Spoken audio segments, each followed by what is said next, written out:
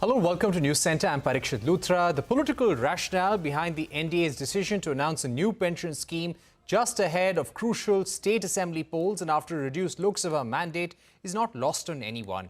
The new scheme, also called Unified Pension Scheme, offers a section of retired central government employees the option to choose for guaranteed pension, along with the provision for a lump sum payment. The BJP is hoping to reap dividends from the move, as the new scheme is not completely exposed to the vagaries of the market forces like the NPS and offers a degree of predictability. As per Union Minister Ashwini Vaishnav, the scheme stands to benefit 23 lakh central government employees. The opposition Congress party has taken a swipe, with party President Kharge saying that the U in the UPS stands for the U-turn that has been forced on the Narendra Modi government. The Finance Ministry, however, maintains that it is not a U-turn but only an improvement from the National Pension Scheme.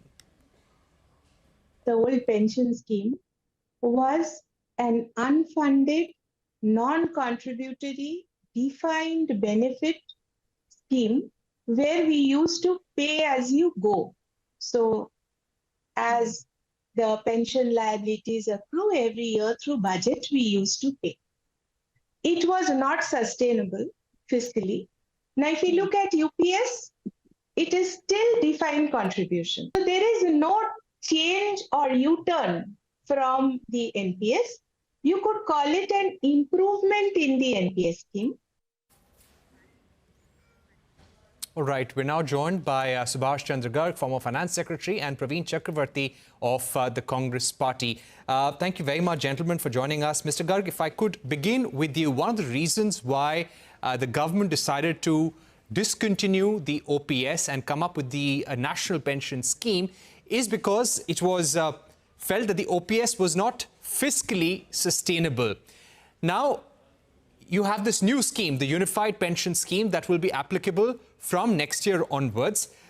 You have an increased contribution from the government, which goes up by 4.5%. It is 18.5%. The employee contribution remains 10%.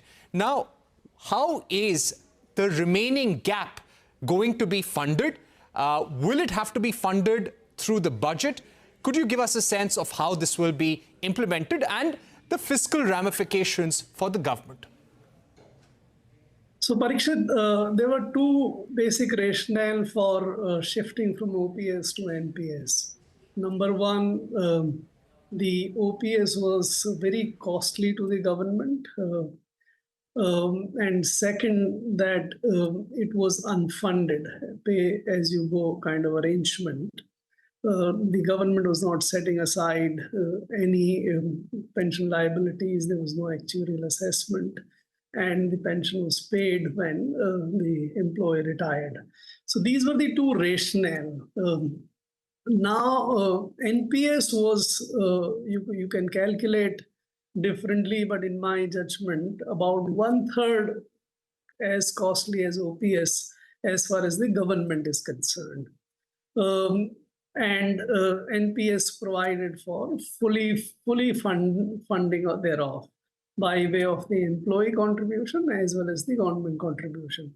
As there was no assurance for the pension benefit, the funding was automatic, that whatever accumulates in the account of the individual employee will be paid as part of the pension, whether in lump sum or in annuity.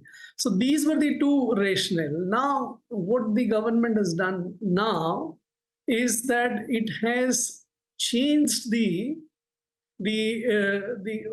defined contribution to defined benefit. So now the benefit is sort of stated clearly. So you have a pension equivalent or to about 50% of your last year's pay. That would mean that you are going towards the OPS. What OPS was had promised in the form of 50% pay, which is based on the basic pay and the DA. Now, there is a little bit of confusion currently that under the UPS, you get 50% of the basic pay, whether you get DA or you don't get the DA. What the government has stated, as we read, is that the DA will not be part of the pension as such, but thereafter, for the time which elapses after the sanctioning of the pension, you will get the inflation adjustment for the pension so decided at 50% of the basic pay. Now that is movement towards, it's not a full coverage, it's not full movement towards the OPS. There is another element which in the OPS system was there, that the GPF was separately paid, accumulated by the employee, and whatever accumulations were there, which were paid to the employee at the time of the retirement. Now the GPF element has not been restored, has not been provided, though partly the government is trying to compensate for that by way of that 10% per month for say, every 6 months. So the movement is towards there, but it's not full scale. Your question was more about the funding arrangement.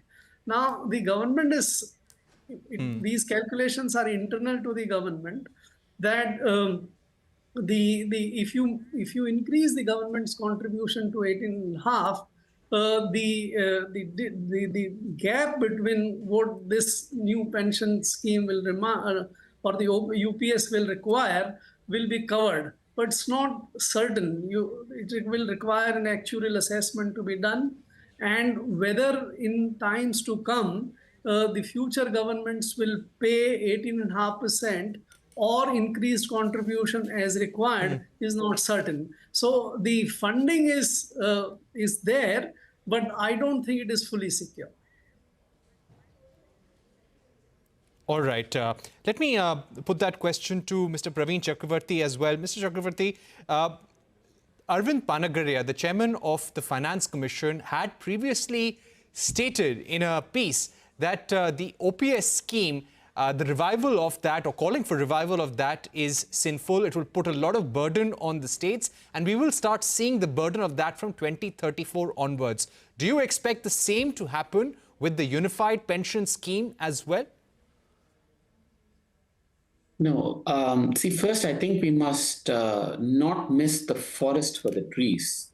We must not get into these things about 14 and 18. And first and foremost, OPS, pension for government staff in India, is inherently a tax on the majority of poor people to fund an elite minority.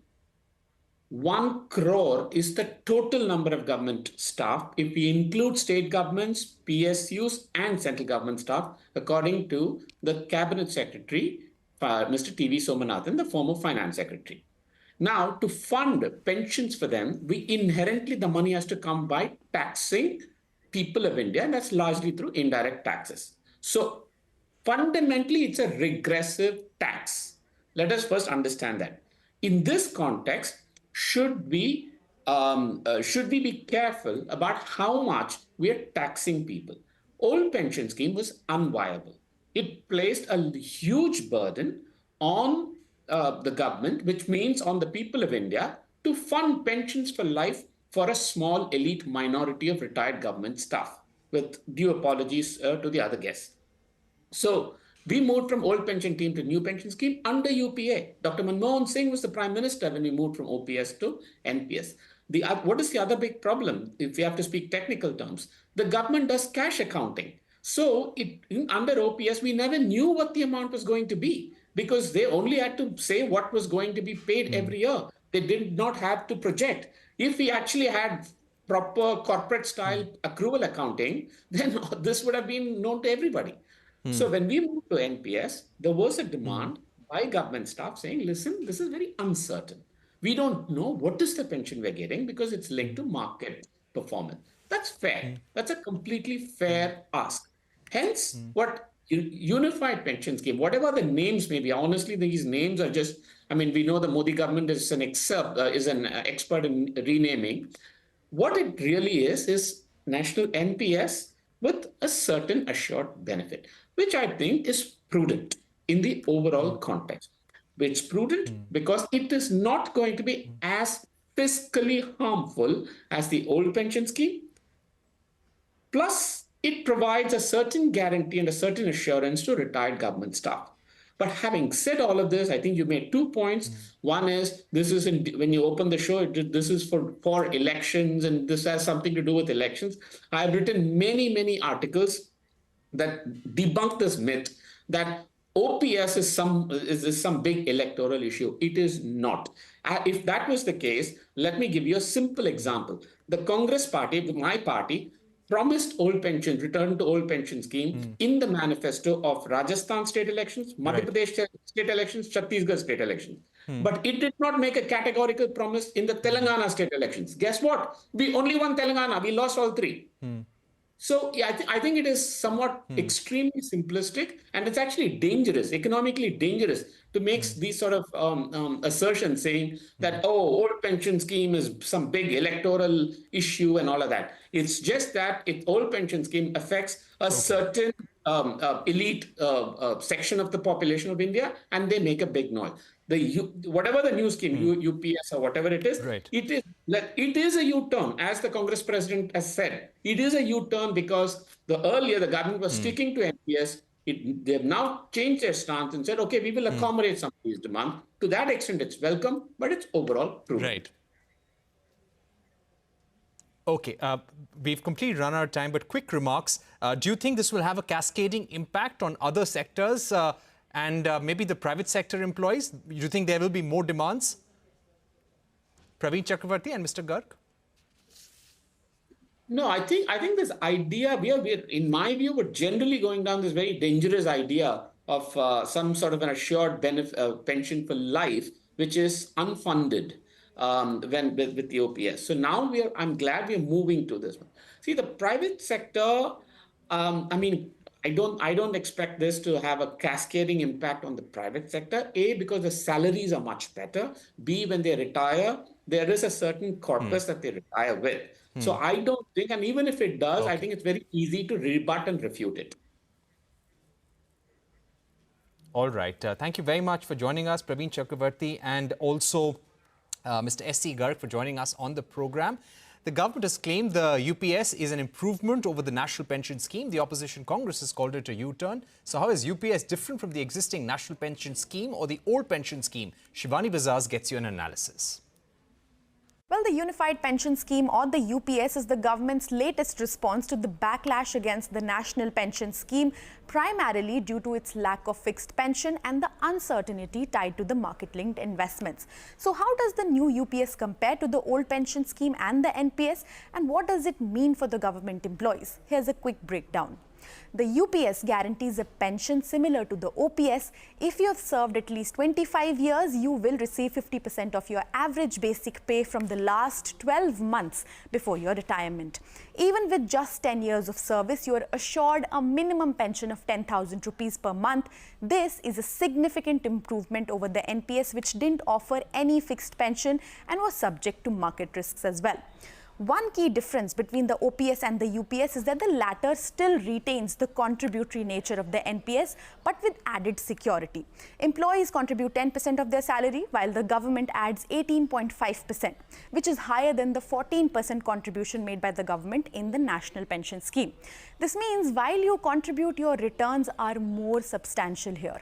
The UPS also includes an inflation protection through the All India Consumer Price Index for industrial workers, ensuring your pension keeps up with the cost of living, a feature totally missing in NPS and managed via a dearness allowance or DA in OPS. For your family, the UPS offers a better support. If a government employee passes away, their family will receive 60% of the pension. This is generally higher than the 30 to 50% provided by the OPS and certainly better than the NPS, where there was no fixed percentage of the deceased salary for the family. Now, regarding the lump sum payments, UPS provides a defined lump sum payment based on a fraction of the salary for every completed 6 months of service, along with the guaranteed pension.